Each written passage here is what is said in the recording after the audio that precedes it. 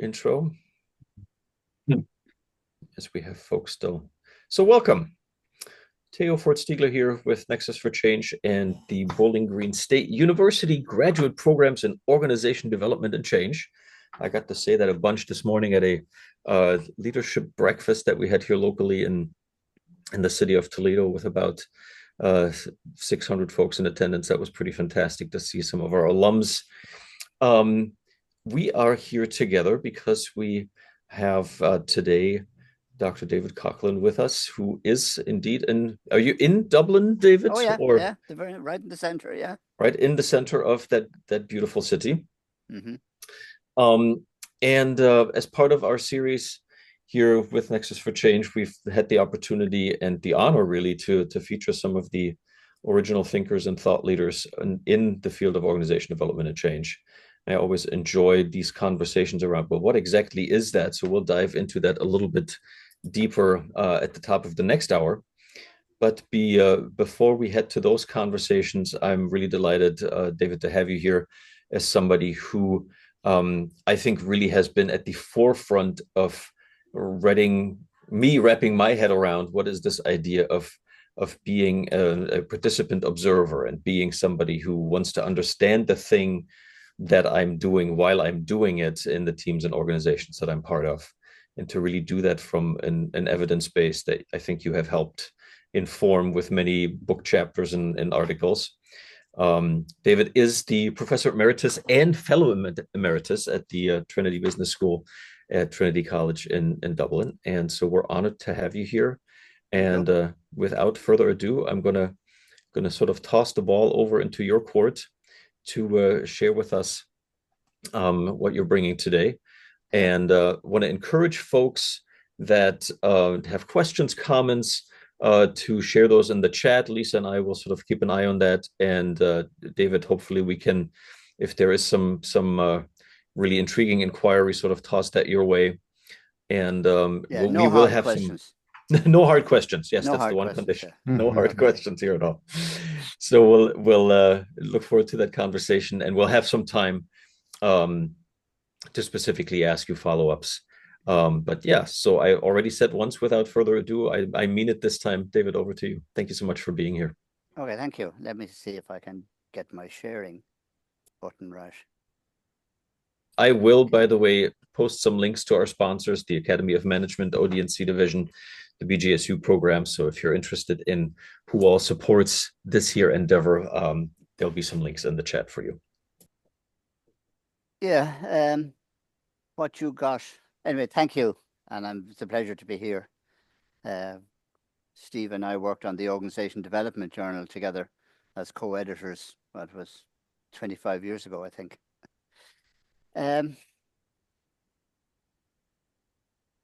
Different versions of things. There was a session at the Academy that Jediminas, who's in the group here, chaired, and I gave a talk at that, and so did Steve. And Steve said, give that talk to our Nexus for Change. And I said, yeah, okay. And then it changed. And then what came out yesterday or the other day was a topic on insider action research, which I had a session with Joe's Ph.D. cohort recently enough. So I'm not going to talk about that. So I really want to talk about, this might be more a broader, extensive kind of agenda for us as a group. So I'm going to talk about the interiority of the action research as a scholar practitioner, as an OD scholar practitioner. So I want to kind of move through some ideas on that. Jediminas has heard me on this as well before, so if you can fall asleep or turn off if you wish. So I want to reflect on what it is to be an action research scholar practitioner in a kind of a spirit of inquiry by exploring three themes. Is that okay? Yeah, I just heard another voice there. Anyway, I go talk about interiority, inquiring in the present tense, and generating practical knowledge.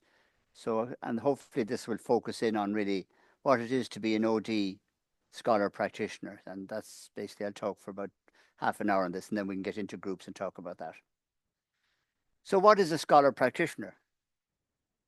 And a scholar practitioner is a professional who knows how to abstract new knowledge from experiences in organizations, and someone who is dedicated to generating new knowledge that is useful to practitioners. And as we know ourselves from, that's a kind of a quotation from Ed Shine, but we know that there's a lot of academics who really aren't interested in generating new knowledge that is useful to practitioners. And neither do they actually work from their own experiences in organizations. So in some way, the scholar practitioner is bringing those together. I suppose we might say that the scholar practitioner is at the boundary of two worlds. Is at the nexus of scholarship and of practice, and is committed to sharing knowledge to share with the scholarly audience. So it's not just the world of practice. It's standing at the nexus of both worlds, and that's the tension and the richness of being a scholar practitioner. So it's being an actor in the world and at the same time studying the phenomenon as experienced. My image for this sometimes is when you see movies with the actor-director. I suppose I'm dating myself now when I think of Clint Eastwood. Clint Eastwood wears his cowboy gear, and in front of the camera he has his little half cigar in his mouth. He snarls at people and shoots as many people as he can in 3 minutes. But then he goes back behind the camera and runs the tape and said, "How was that? How did we run that? Was that well structured?" and so on. And we might have to redo it. But basically, he is both wearing the costume of the Western movie, and at the same time, he's studying it at the same time. So that's my kind of image, really, of the scholar practitioner. And as I say, at the either extreme, you have very segmented roles. Scholars, and we talk about the ivory tower and all those kind of things. So we have the scholar, and the boundaries are kind of impermeable. And at the other end, you have the segmented role of the practitioner, the person who works in organizations, does their work every day, never considers scholarship or anything like that. So the bringing together of the scholar and the practitioner in the role of the scholar practitioner really is integrating the roles, and the boundaries are permeable. So that's the word I want to say something about if I can here. So I'm going to talk about a number of things that are part of the scholar practitioner, having said a little bit about what I think the scholar practitioner does, and just keep my eye on my watch. So there are three practices of the scholar practitioner. Well, the two practices I'm here in this talk, I'm grounding in the work of the scholar practitioner. These practices are in other fields as well, of course. There's what we might call first, second, and third person practice, and this is work that was really created and articulated well by Bill Torbert, who, as some people may know, is in the final stages of his life and has been in home hospice care for the last month or so. But Bill talked about first, second, and third person practice. And first person practice is, I suppose you might call it, individual reflexive inquiry. It's a form of reflexive inquiry that you do inside yourself. It's about your own data of consciousness, how you think, how you feel, how you're interpreting, how you're understanding, and which then leads into how then you're questioning your assumptions and your learning and so on, and then which gets played out then as you work in collaboration with others. If you're a consultant, it's obviously with clients. If you're in an academic, it might be with students or other scholars and so on. So second person practice is addressing work of collaborating with others, exploring experiences, coming to common understandings and judgment so as to take joint action, whatever that might be. And so out of that first person practice and the second person practice come third person, which is creating communities of inquiry beyond the immediacy of the second person action. So in other words, it might be publishing or dissemination. So I think that the scholar practitioner, when we go back up, scholar practitioner engages in all those. We're working face to face or virtually with clients and colleagues and students and so on. There's stuff that's going on in our own heads as we process that and make sense of it, and we try to improve our skills and our understanding. But then we also want to contribute to knowledge, to a broader knowledge base other than the people we're working directly with. And that's essentially the research angle of the word research.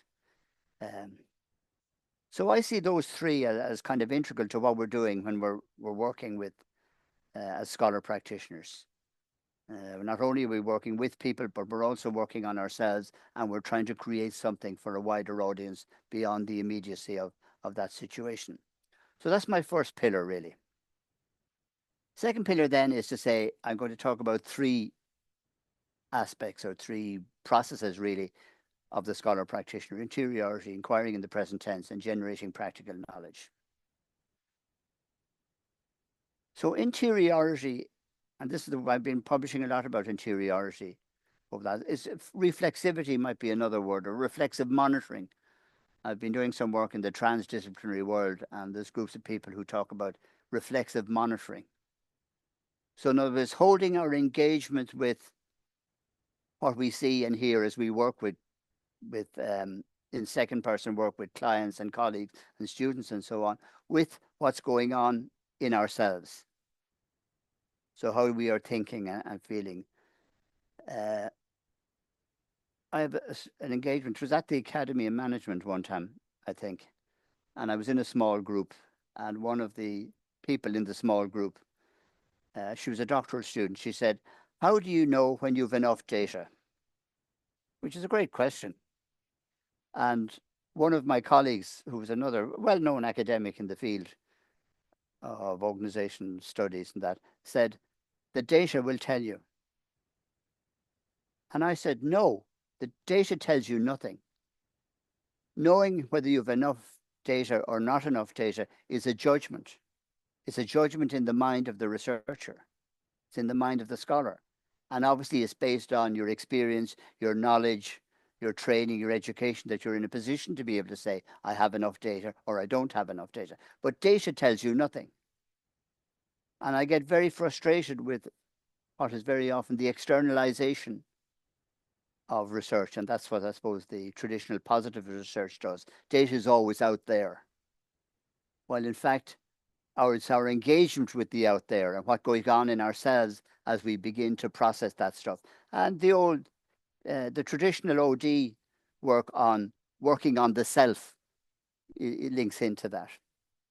So I'm basically arguing that giving the same significance to attending to what's going on in ourselves, as well as the data that goes on around us as we see and hear and work with people, is significant. And therefore, first-person reflexivity, not just as a method in itself, but as a tool and a method to enable us to do better work with other people and to contribute to knowledge. That's my working thesis. And of course, part of our studying of ourselves in action really, is that we draw on different types of knowledge. Peter Reason and John Heron years ago talked about the extended epistemology, which is we might talk about polymorphic consciousness or something, but basically the extended epistemology is a way of naming that. And they talked about different types of knowledge: experiential, presentational, propositional, practical, and I've added relational to this. And we know in different ways.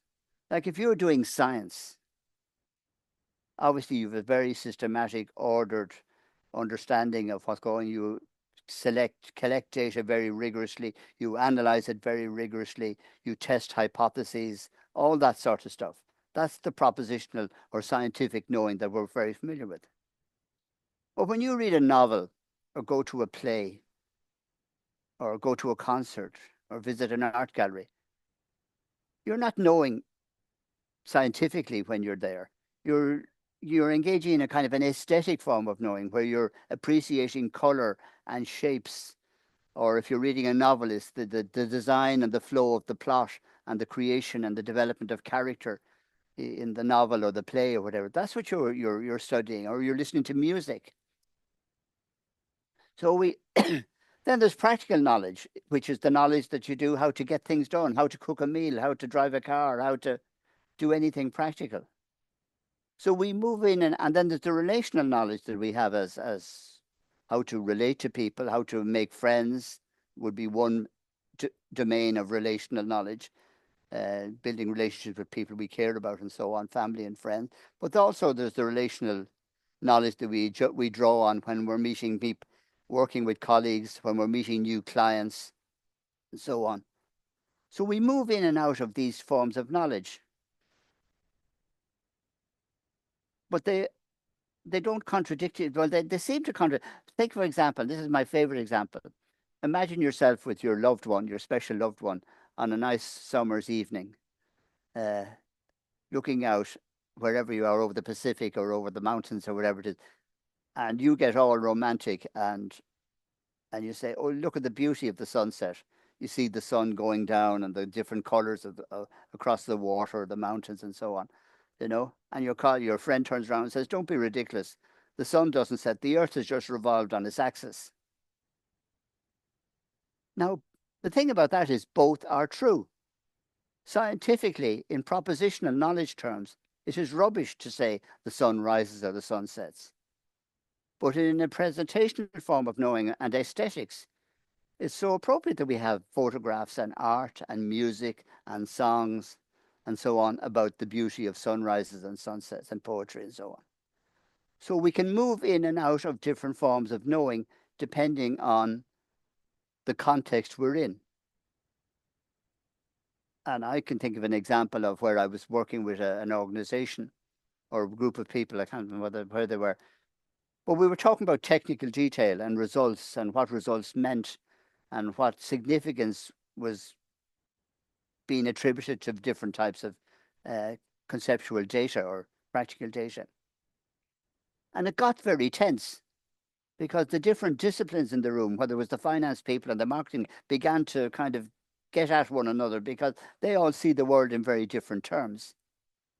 So I, as the facilitator, process consultant to the group, had to switch from the focus on propositional knowing to relational knowing to enable them to listen better to each other and keep the peace and keep the conversation going.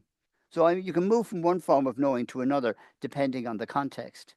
And of course, as scholar practitioners, we're moving in and out of those kind of forms of knowing all the time. And maybe I'm sure a lot of you, as when you're making intervention, often use different forms of intervention. You might use artwork. If you're working with a group of people and they're talking about creating the vision of the future, they might draw it, or they might use Lego. There's all different ways in which we create knowledge through the different forms. So I say the scholar practitioner, one of the strengths of the scholar practitioner is that we move in and out of the extended epistemology accordingly as is required in a situation. And therefore we can, we can assess scientific data, which is technical, propositional knowing. We attend to relationships while we're building collaboration, which is relational knowing. We use artwork, creative scenario planning, maybe using aesthetics or experiential knowing. And making the change work in our organizations, that's practical knowing. So I see really that these different forms of knowing are a key tool for understanding what it is to be a scholar practitioner. So that's part of the interiority. In other words, catching that and being able to understand that and being able to think what's needed in this situation. In other words, tending to your own data of consciousness to know I need to move from one form of knowing to another as a situation demands. The second dimension then of being a scholar practitioner is that inquiring takes place in the present tense. So we're working with clients right now. We're in a classroom right now. We're working with faculty colleagues right now. We're in the room with them now, or we're online with them now. And of course, the thing about the here and now, if we don't attend to the here and now, with the uniqueness of the here and now, even though it might be familiar or appear to be a repetition of earlier events or set of circumstances. How often have you been in a group where somebody says, "Oh, we tried this before," or "We talked about this last week"? That is true, but this week is different. Things may have changed. People's thinking may have changed. So moving, acknowledging that the uniqueness of the here and now in a situation is key to scholar practitioner, because you can't retrieve what happened before, but you need to modify the people's experience of before. If we have a history of failing on this project or a history of not making it work properly, well, let's now revisit that and modify it in terms of how we are now. So paying attention in the present tense is a key dimension, I think, of being a scholar practitioner. And therefore, using our interiority in the present tense means we're observing, we're listening, both listening to what's going on, what people are saying and not saying, and listening to ourselves, questioning, testing assumptions, interpretations, abductive reasoning, trying to make sense of puzzles and anomalies, all that kind of stuff that we're familiar with. So that for me is the second key force in being a scholar practitioner. First one is paying attention to what's going on in you and being able to move in and out of different forms of knowing. Second one is this is all happening in the present tense. And the third piece is then for the scholar practitioner is we're trying to create practical knowing. Not theoretical knowing that can, there's so many criticisms of scholarship where it's just in a book and nobody ever pays any attention to it. You can't do anything with it. But if practical knowing is knowing how to do things and it's that useful, actionable knowledge that we're familiar with, excuse me, then practical knowing fulfills the other forms of knowing. If I make coffee, if I want to make a good cup of coffee or a good mug of coffee, I don't need to know the theory of different types of coffee beans and how often, how much you need to boil them or not boil them or whatever it is like that. But there is a theory behind that, and or cooking a meal. I may follow the rest of it, but there is a whole propositional knowledge behind what I'm trying to do. So I like Heron and Reason when they say practical knowing brings together the other forms of knowing and consummates them through accomplishment. So the way in which we can use our propositional knowing and our relational knowing and our aesthetic knowing and so on becomes practical in the world of the scholar practitioner, because it's really about trying to be skilled in how we accomplish whatever it is we're trying to accomplish. So practical knowing is about practical living and achievement of tasks and doesn't theoretical inclinations. How often have you been in a situation where somebody says, don't give me any theory, just tell me what to do? And so bringing our intelligence to the practical. And of course, it varies from situation to situation. What worked last week mightn't work this week. What worked before mightn't work this time. But yet, the remembered insights we have from when we tried this before, or what the previous meetings did and so on, are relevant to considering it all in the present tense. So I think then bringing that together to interiority is attending in the present tense, asking what is working practically, what is working relationally or politically, of course, if you're in organizations and that you're working, and what is workable theoretically.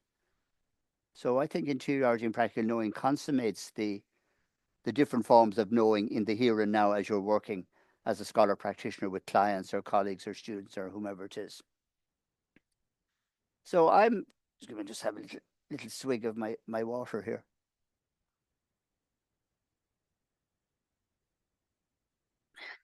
So I see, I like somebody, I can't remember who said it, but interiority is the new enlightenment, where the old the modernist synthesis, or what I might have called what Gervais and Bob would call diagnostic OD, and maybe postmodern antithesis, a focus on language, a focus on questioning structures and so on and building dialogue. They can be held together. So I talk a lot or write a lot nowadays about interiority because I think it's a way of holding together different forms of knowing. It's a way of dealing with the different scientific debates that we get within our field as to what constitutes knowledge and so on.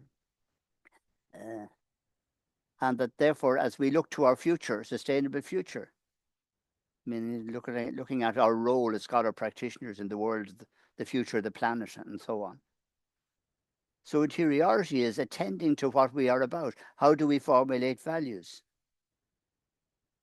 And then attending in the present tense to address issues in the now. So all the issues of climate change and all those kind of things, we need to address those now and generate practical knowledge about them now.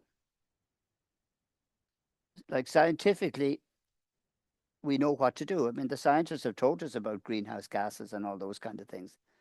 But the challenge in our world is to how do we get the right people together in the room, or the different stakeholder groups, politicians and engineers and farmers and industrialists and community leaders, all those, whatever it is required. How do we address those and work together to create practical knowledge and how to collaborate across disciplines and sectors and so on? That's my big picture of all this.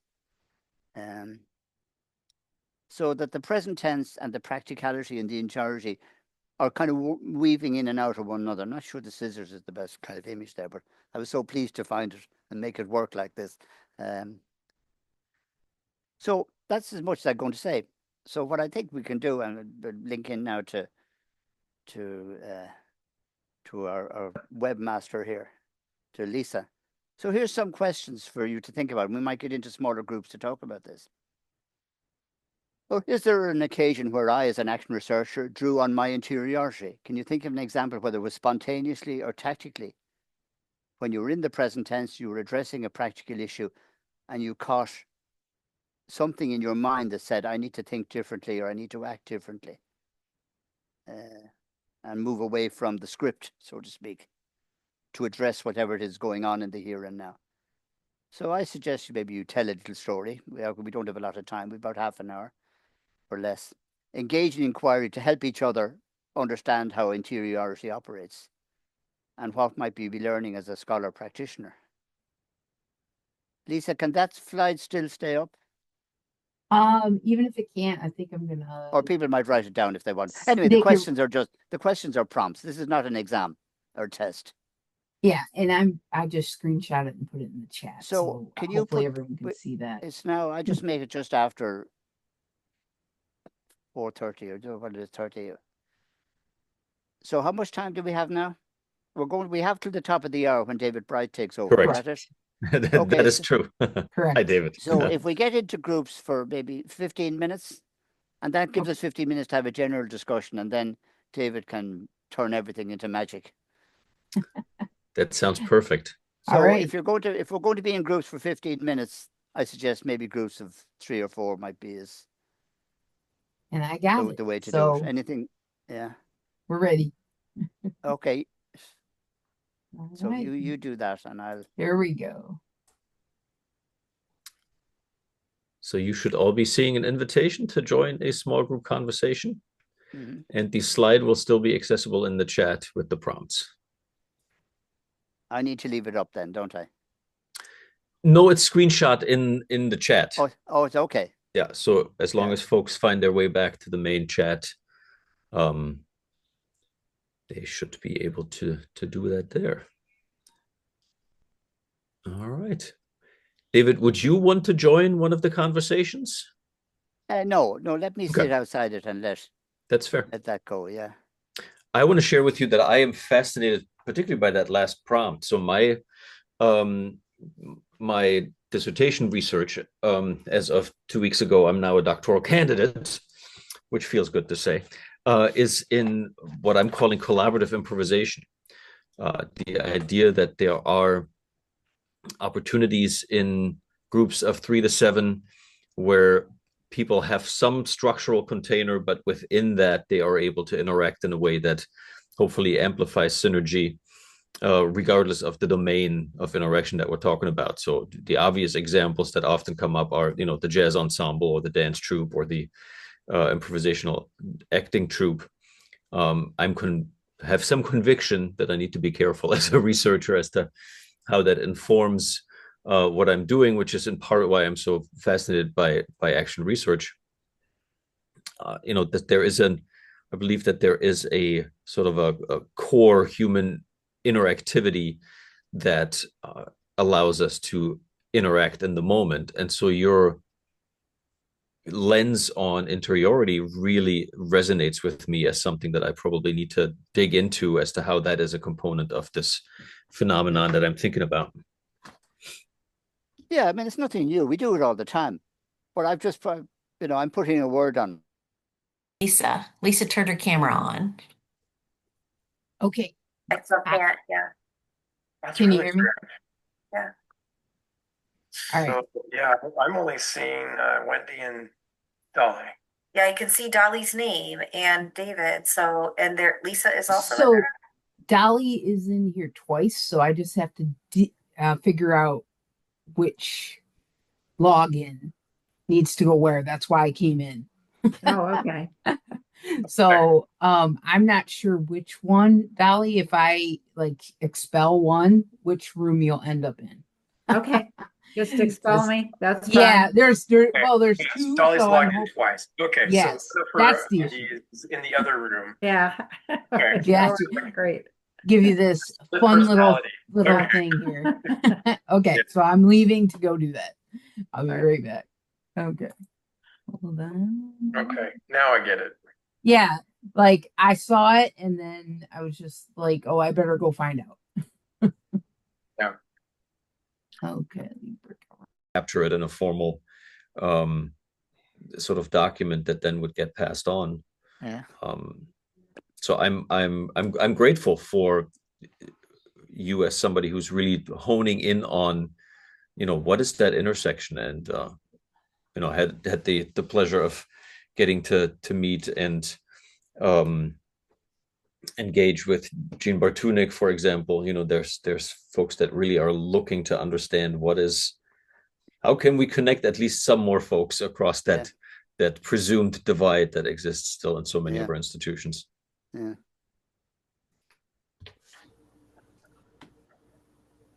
All right, I think we got. Oh, sorry, go on. Oh, we had one of the participants join here for a moment and then then jump back out. Okay, so we're about 3-4 minutes in. I just want to maybe send the occasional reminder to our break room. And you've got 15 or 20 people, is it? We were closer to, didn't we? I think we're almost at 40. Oh, we were at 35. Okay. That's right. Yeah, I see some old friends there. Don Warwick is obviously, and Bill Passmore. I'm going to pause our recording here for the moment. Yeah. Or Lisa, can you? I don't know if I'm.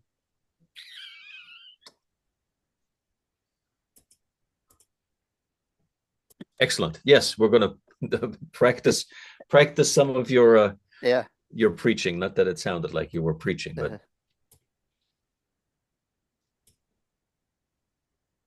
Bye. All right. Welcome back, Alan. I'm back. Yeah. All right. In about 5 seconds, just about everybody should be joining us again. 3, 2, 1.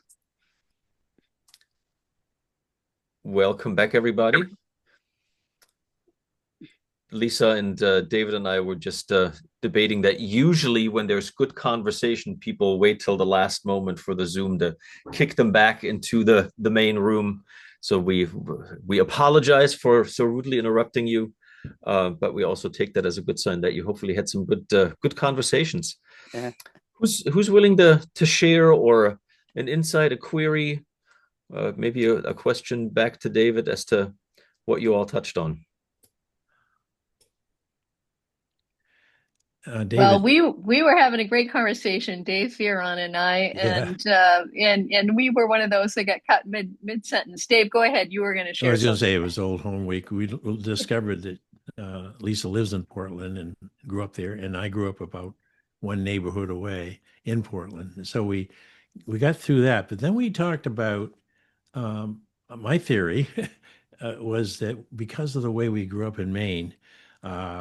You had to be relational. You couldn't survive. You had to be a quick thinker or you would drown. And you had to be ingenious because we didn't have a lot of money to spend on fancy stuff. And so we were kind of grounded in what your slides show, pragmatism at the highest level. And it's probably changed now many years later. But, it's not. Yeah, but and Lisa is a self-employed researcher and getting her doctorate, but she's had to learn how to make it in Maine for she's only 30, but she's done. Oh yeah, 40. No. and so working on my David, own for 40 years. Yeah. Maybe what I'm getting at, David, is the question: aren't we? By virtue of our environment and growing up, naturally the kind of thinker and learner that you described, that the integrative thinker, the action thinker, the action taker, and it's sort of a natural way we become, and we're elevating that to scholarship. I agree. I mean, I was saying this to Theo there earlier. I mean, what I've talked about is something we know how to do. We do it naturally. But I suppose what I'm trying to do is by naming it, mean that we can look at it. It's like exactly. Who's the guy in Molière, who only realized it late in life that he had been speaking prose all his life. You know? So what Yeah. I'm trying to do is basically name it and therefore bring it into our consideration of methodology and philosophy of research and science and so on, so that we can name it and use it as a tool to understand and talk and discourse and dialogue and so on. But yeah, it's natural to us. Of course it is. We're all well familiar with asking questions like, what was I doing there? What was I thinking when I said that? And so on. Yeah. It's familiar ground, of course. Yeah. Lynn, do you want to go ahead and share? Where is there's it. Trying to find the mute button. Yep. Yeah, so we talked Sarah, yes, Sarah, there she is. Sarah and I shared a little bit of each of our research interest area, and I know for myself, it's always been about looking at theory, but what is it making it sense for the world around us, so it can actually help create a better world. And as Dave and Lisa were talking now, it just made me think of a parallel, because I used to work in more like the hard sciences of physical chemistry and telecom and photonics. So this is a big shift, and looking at the people behind that research, behind those activities. And I'm making a parallel in action research to what we saw in innovation research as a bricolage, Yes. So Yes. I don't know if it makes sense, but for me, that's what comes to mind in terms of playing with things and trying things and just pulling different ideas together to help build something new. Yeah. I mean, yeah, action research has become a wide, it's a family of approaches that includes all sorts of things, basically, but we're trying to do the same thing. We're trying to learn and create knowledge through action in collaboration with others. And that can have different languages in different fields and so on. Yeah. Of course, yeah. I agree with that, yeah. Seymour, do you want to share next? I'm There Sarah. we go. Oh, go ahead, Sarah. Yeah, I was just going to join the conversations as Lynn and I were talking in our small group, along with Carol. So I am a doctoral candidate with Fielding Graduate University in the ODC. And I've heard of action research, but I really love what Dr. Coghlan said about the scholar practitioner, and it made it very explicit what that means in terms of operationalizing it. And so while I'm sort of done with data collections, using mixed method, mainly quantitative, I really am looking at action research in terms of post doctoral work, because I do believe that it is in the introspections together, in the sort of the active introspecting and learning and collaborating and building on each other's, that we can actually make things shift and change. Go So for it. Well done. thank you. Keep going. My question, Dave, actually, our group, Malik, Don, and I came up with two questions. One, at a pragmatic level, how does this fit in, or where does emotional intelligence fit in with this? And the broader context question is, how do we teach this, the whole concept of interiority, to our students before we send them out into the, quote, real world to do some good consulting work? Well, of course, part of our interiority is not just our thoughts, but it's our emotions, and our feelings about things, and being able to process feelings and link them to cognition and so on. So I think there's no difficulty there. But the second question, I teach interiority to undergrads. I have a course whereby, and I was with them yesterday, they are writing about the criterion for entering the course is that you've had a job.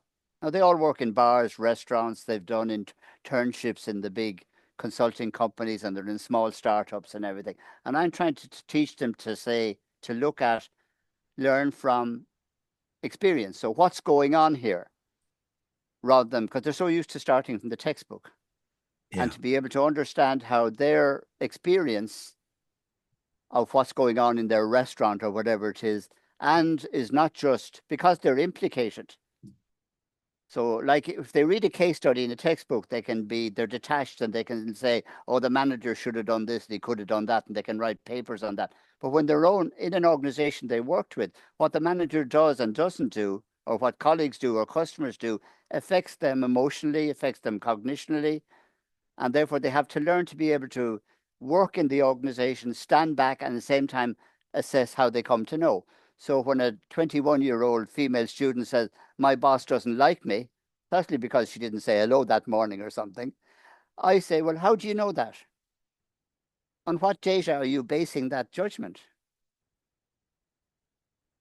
So they learn to do that, and they keep a journal, but they work through, and I, for example, give a lecture on rumor and gossip, but their assignment is to think of a rumor that was going around their organization. What did it mean? Whose interest was it serving? What effect did it have on other people, and so on? So they're beginning to learn about the organizational underworld by being in the thick of it. So to answer your question, Simo, I do that every week with a group of 40 undergraduates, and I've been doing it for 15 years. I even have a book on it if you want to know. Anyway, and I've a number of papers on it, yeah. But yeah, I think it can be done. Because going back to the previous question, it's something we know how to do. I'm just putting a name on something and putting a framework on something that is actually familiar to us as human beings, as Dave said. Yeah, I'm not chairing this, so I don't know who's in and who's out. You may at any point, who gets the right to speak and who doesn't, and all that.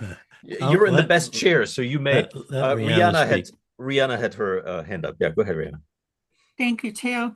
Yeah, David, just responding to the last thing you said, one of my favorite questions when I'm working with a group, or even just like one-on-one coaching, and some situation has evolved, I'll ask an individual or the whole group, what's being evoked in you right now?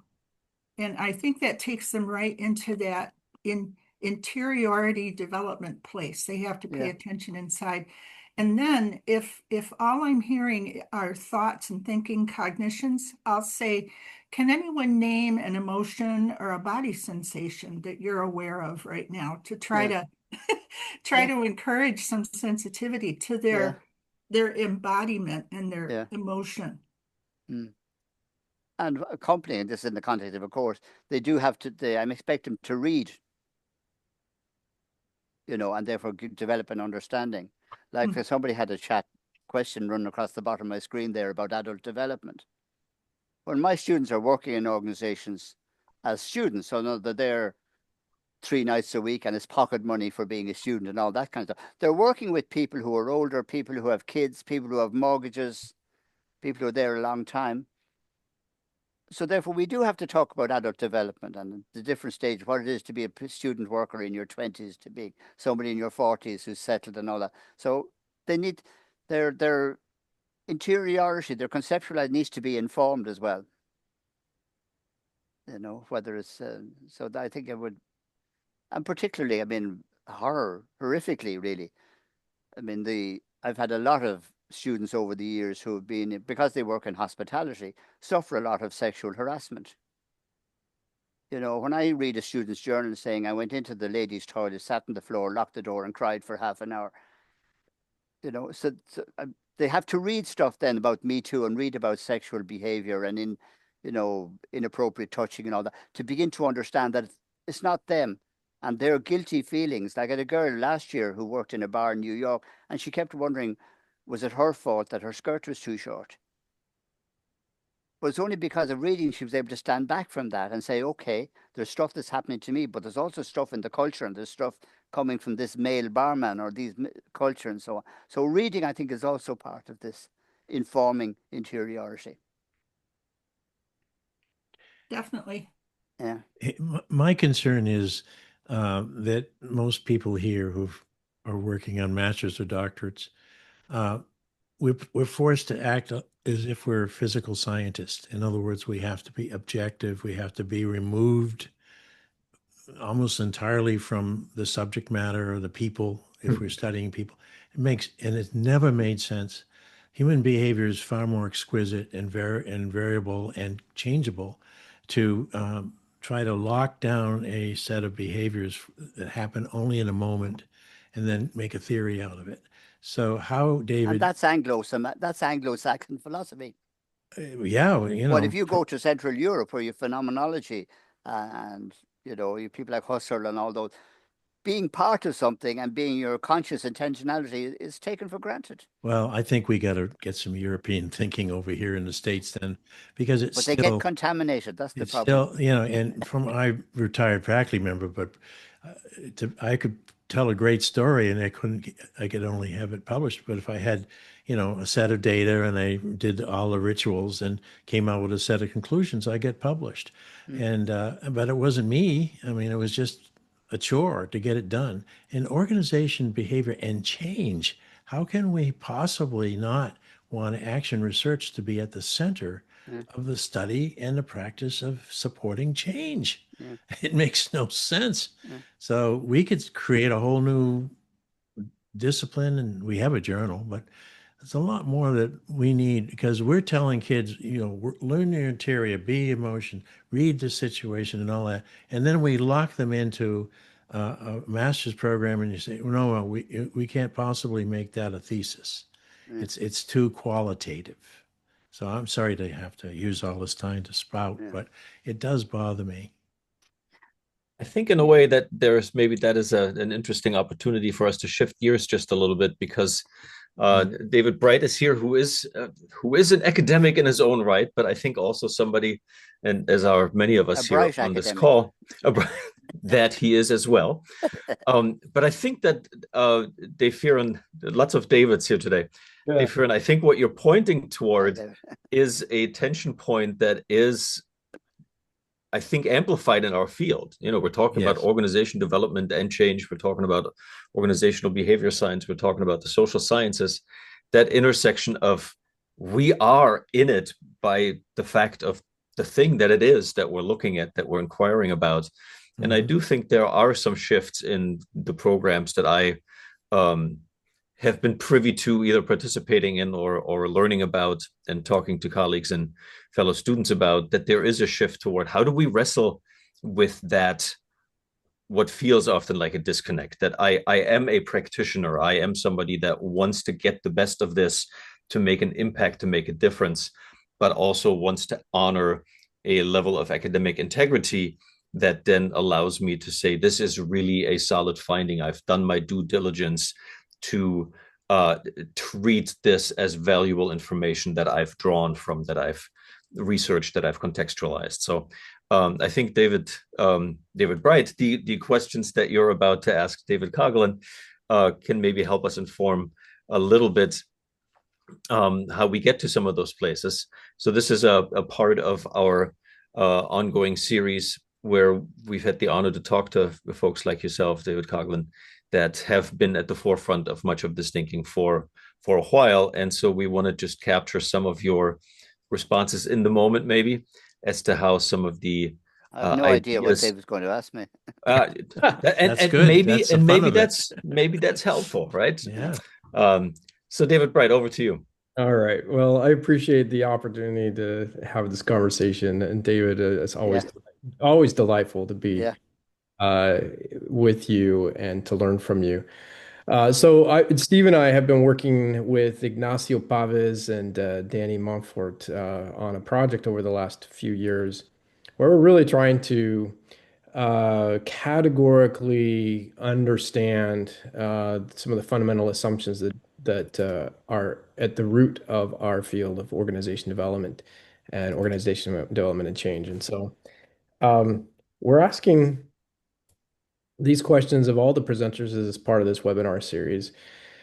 So I'm excited to hear your thoughts on these questions. So the first questions are defining the field. of organization development and change. How do you define this field, and how has your view of the field shifted over time? Oh gosh. Well, I define the field in terms of creating change through participation.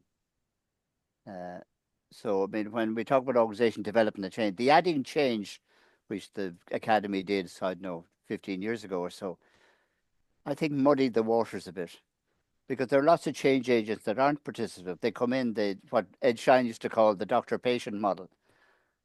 Like, you have something wrong, you don't know what it is, you get the expert who does an analysis, does a diagnosis, writes a report and tells you what to do.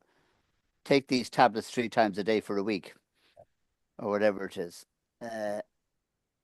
Organization development, as I understand it, is really involved in, is about people being in there working with, helping people come up with their own change. Because after all, a consultant is a visitor to an organization.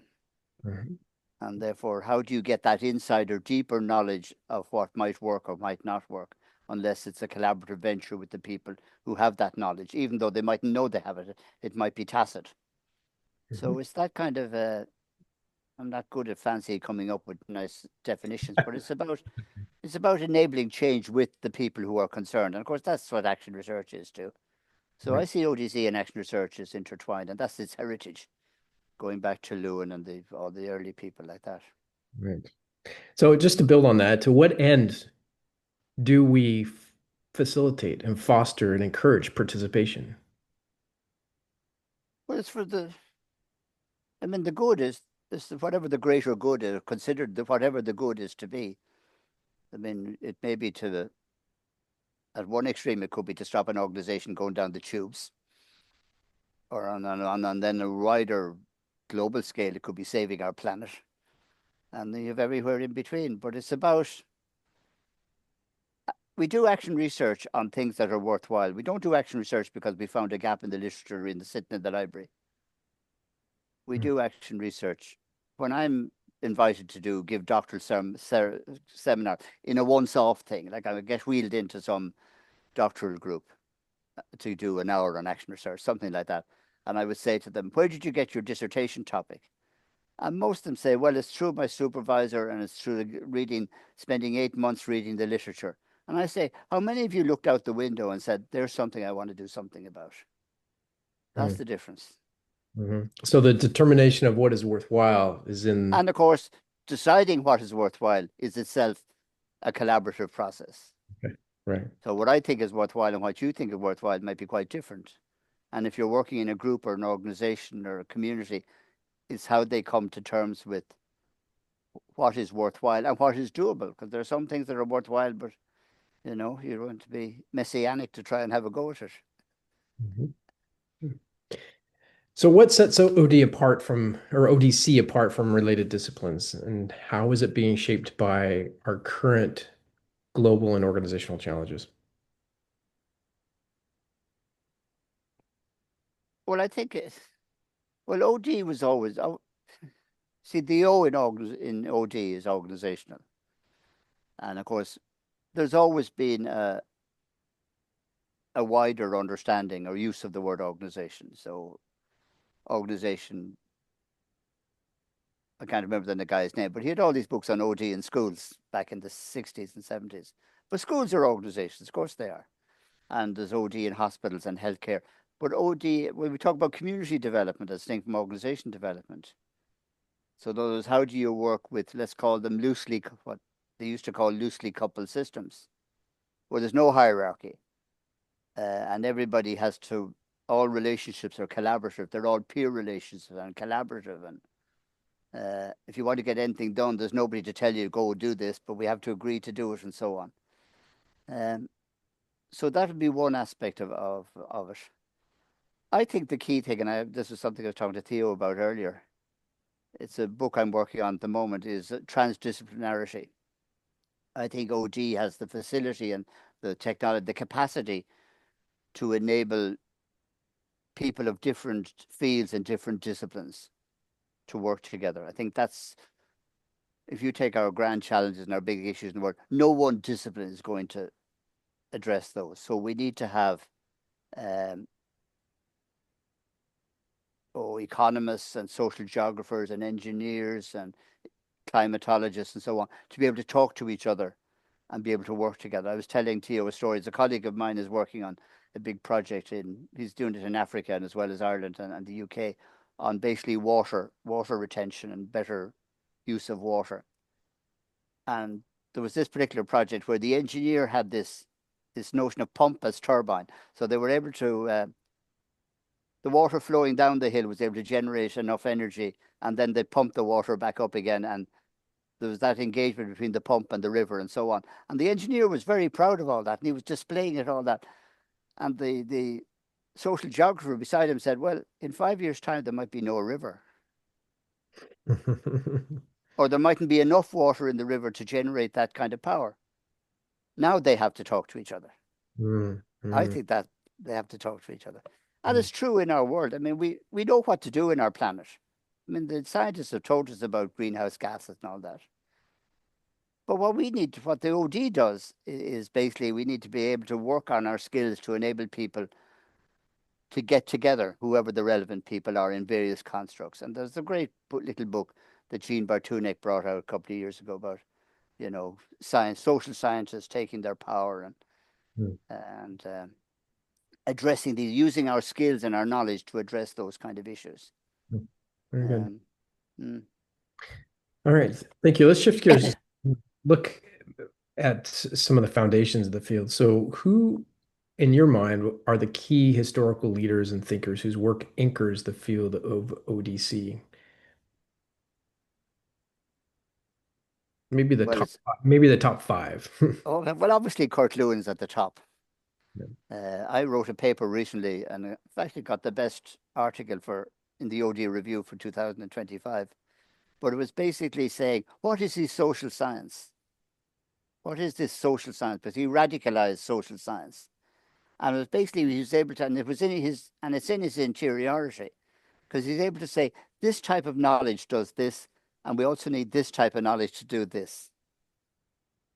And then his ability then to create groups and engage people in, obviously, he's one of the origins of the term action research. But I think he, as a social scientist, and like people quote his great quote, there's nothing as practical as a good theory. But what people don't read is the whole sentence. Because the first half of the sentence says, theorists shouldn't be afraid of practice. And then he says, practitioners, there's nothing as practical as a good theory. He actually addresses both groups in that sentence.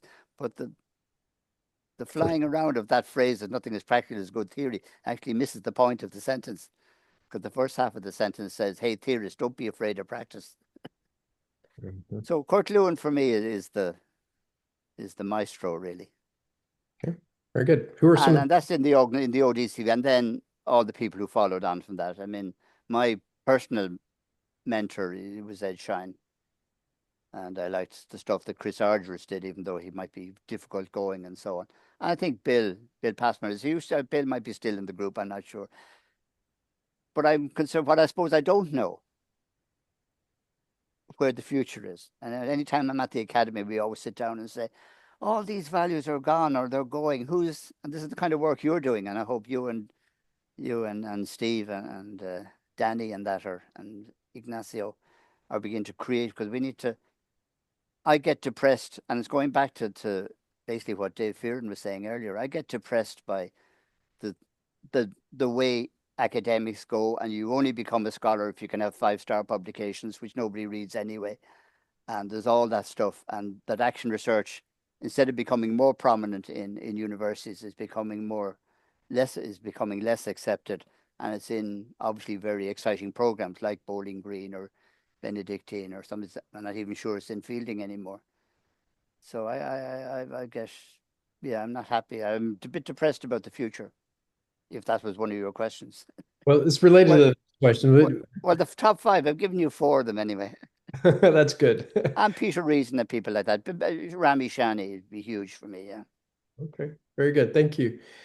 Who are some current voices shaping ODC's future, and what makes their contributions stand out? Well, that's the question. As just said, I don't know really. I don't know whether you're too old to meet that criterion.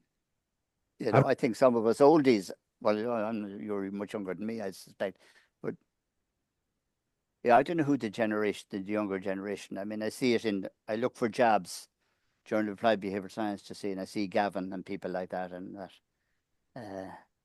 But I'm not sure. Yeah. I'm not sure. All right, let's shift gears again. What are the most important theories, models, or frameworks that inform your work?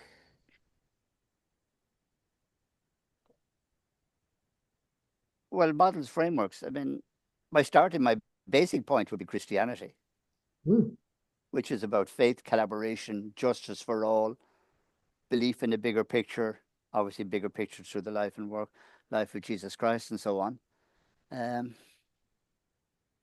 But then, you know, there's specific frameworks, of course. I mean, action research as a framework, we wanted to identify action research as a particular philosophy of engagement as distinct from positivism or that. And then within that OD field, I mean, Ed Shine has got his clinical inquiry, which is an element. Then you've appreciative inquiry. They're all rich expressions of different, coming from different insights into how we work together to create change.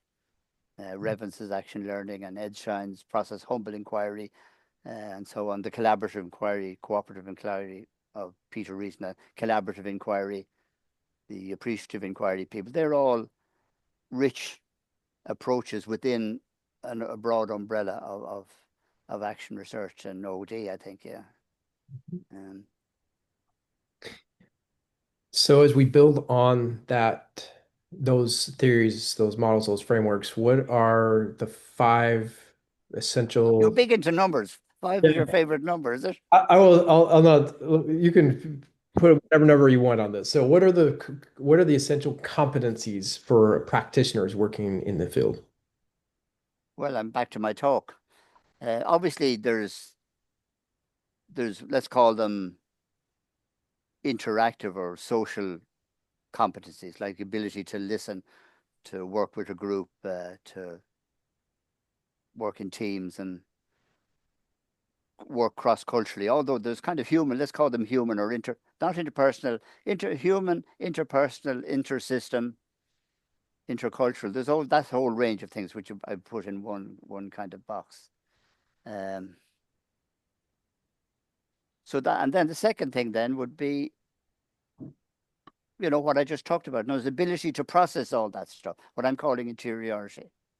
Ability to be consciously saying to myself, what's going on here? Where am I? What do I need to think? How do I need to think differently? And to engage in first, second, and third person practice so that the third person theorizing and outcomes for a broader audience can be of good quality and work. So that's 2. Is 2 enough? I'll think of all the others when you're gone. You know, later on tonight, I'll be saying, why didn't I say this? And why didn't I say that? And anyway. Yeah, so feel free to jot those down and send us a note. Yeah, for sure. And so I'm actually very curious about your answer to that same question for scholars. What are the key competencies for scholars to advance the theoretical and empirical aspects of ODC? Well, Barbara Gray, who's a well-known qualitative researcher, her big caption is, get out of your armchair. Researchers need to get out of their armchairs and start working with people. And she's a very traditionalist qualitative researcher. I don't know what age she is now, but she's been around a long time. But she has a great slogan, get out of your armchairs. Researchers need to get out of their armchairs. So I would say constantly think of different forms of knowing and therefore creating nice conceptual stuff, however rich it may have internal consistency and internal validity and all that. I reviewed an article recently for Subba, and they created this classification. And I wrote to the editor saying, this leaves me cold. My answer is, so what? I wrote to them. I wrote a nice email or a nice report to the authors saying, yeah, so what? Who's this for? What's it saying? How is anybody going to use it? And it was nicely built up and all that kind of, but nothing to do with anything as far as I was concerned. I hope they're not one of those authors is not part of this, but anyway, it was all anonymous peer review. But anyway, but yeah, so it's understanding the different types of knowledge and what we're trying to do. What's knowledge for? And I like, you know, it's Peter Rees and Bill Tauber's thing that basically research is about enabling the flourishing of the human world. You know, not creating just esoteric things that, you know, and that's why I'm very critical of the way research is conducted in doctoral students and so on. No time for that, really. All right. So if you were to recommend the core articles or books that would be essential for anyone who wants to establish a strong knowledge base in this field, what would you recommend? I mean, apart from my own stuff. Well, I'd recommend lots of little things. Like the first thing, I mean, Ed Shine's Humble Inquiry is a must for every human being, whether you're going into research or not. How do you engage, build a relationship and work with somebody and inquire with them when you don't know the answer yourself? I think I know people who've given that book to their adult children, and also I think, and there's a third edition came out during the summer.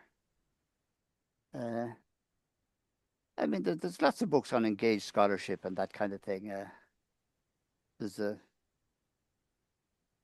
just so much. I mean, I do have my favorite books, of course I do. What are some of those favorite books? Well, one of them, which is I was a co-author, a co-editor of, and Bill Passmore series, the Handbook of Research Methods for Organizational Change.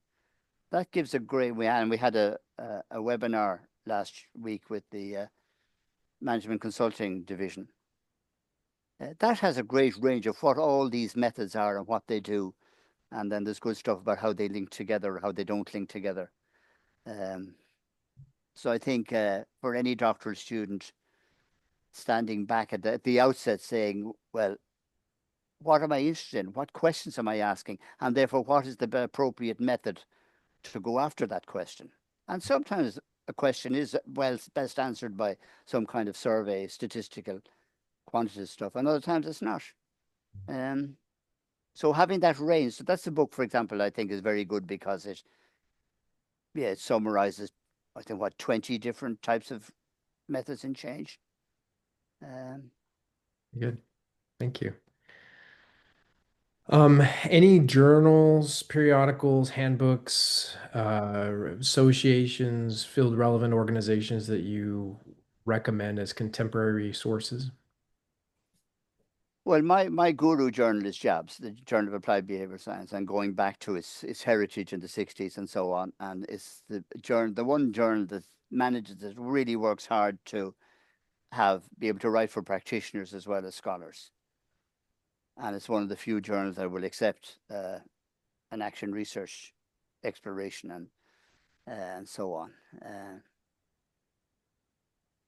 Other journals, so I don't want to name other journals. That some journals have moved away from that and have become much more, in order to gain currency in the 4-star journal kind of category, have moved away from any kind of engagement with practitioners and that and so on, and have become much more traditional. I don't read them anymore, really.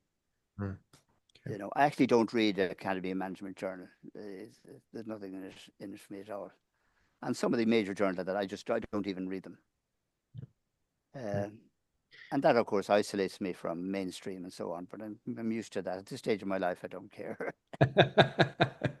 I can appreciate that. But All right. I've had correspondence with people now who talked to me about their work, say at the Academy, and then wrote back to me and said, where would I go to publish this work? And I've always said, go to JABS or go to SPAR, Systemic Practice and Action Research. Again, that's not a highly ranked journal, but it publishes really good stuff, and it's very user-friendly and open to receiving stuff. You know? Then there are books, Research and Organization Change and Development, that series, which we're hoping to get after you to get back to your piece on that. They have really solid stuff, you know.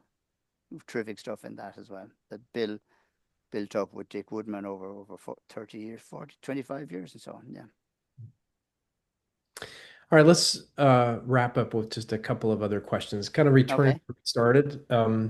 If you were to define the mission, actually, let's scratch the word define. What is the mission of the field of OD? What does it contribute to the world when it's at its best? I would say making worthwhile change in collaboration with the people who experience the need for change, whether they're in a downtown ghetto in an inner city, or whether they're on a coast and there's coastal erosion and they need to address it, or whether it's addressing technological advances in a business or whatever it is, or improving healthcare. It's creating change on a worthwhile issue. And again, as we said already, who decides what's worthwhile is a whole collaborative process itself. So I would say, yeah, it's back to my definition of the field, really, what you asked me. I see that's the mission. Yeah. Mm-hmm. So if you were to answer if you were to ask the question, who cares, you'd get an answer to that question. Yeah. So that was actually part of my follow-on question. I was like, what are the outcomes when we fulfill that mission? Well, without trying to be messianic about the whole world, but it's often in small projects, a group, an organization improving what they're doing and providing a better product or service to whomever they're delivering to. It may be affecting a community's quality of life. And there's a whole streams but it's dangerous work. I was thinking this morning about Martha Farrell. Do you know Martha Farrell? I don't. Martha Farrell was a very eminent action researcher in India. She's the wife of Tankar. Anyway, but she was doing women's work in India, and she was assassinated by Hindu fundamentalists. And as Peter Reason says, there's parts in the world where you can get shot for doing action research. You're at the forefront of something, of an injustice or an issue. Now, hopefully that doesn't happen so much if you're doing operations management, continuous improvement in a business, but all right. Yes, it's about ultimate values and worthwhileness and collaboration, participation. Yeah. So last question, what is your highest hope for the role that our field might take in the future? That we get the insight into moving away from narrow focused 4-star journals that nobody reads. And it's exactly what Dave Fearon said earlier, where it's all about how well your proposal is constructed and designed and fulfilled, and not about whether it matters or not. Yeah. I think for our field to rediscover that, and universities are getting worse because it's even harder to get promotion or tenure unless you fulfill all these criteria. People may have great hopes, but when they get into the system, like we won't hire, if we were advertising for posts, you won't even get on the short list unless you have some 4-star journal publications. That's awful stuff. And hopefully AACSB and those kind of things have now introduced impact. So hopefully that notion of impact and impacting will develop, but it's still a young concept. Very good. Well, thank you, David. You're welcome, David. Thank you both, Davids. Okay. I want to invite you. We have about 2 more minutes till the bottom of the hour. Those of you that are still here, would you be so kind? And you can unmute yourself and share, but if you would also, we're not going to be able to capture everybody. Just put a note of appreciation into the chat. What are you taking away from this this 90 minutes that you've spent with us? Or a criticism, as David, who's this guy that's off the wall? Whatever resonant piece that you find, if you would share that in the chat, that would be very much appreciated. But yeah, if somebody wants to react or share a nugget of something that they're taking away from today, positive or negative, or maybe that's not the right framing, critically or positively inspired, however, interiority. Critically appreciative. Critically appreciative. Yeah. Thank you, Keith. David, are you seeing these? Are you looking at the chat? Yeah, I see. Yeah, I do. Yeah, okay. I see. Never been called a poet before, but anyway. Hey, there's a first time for everything. Yeah. Deep bow to the poet. There.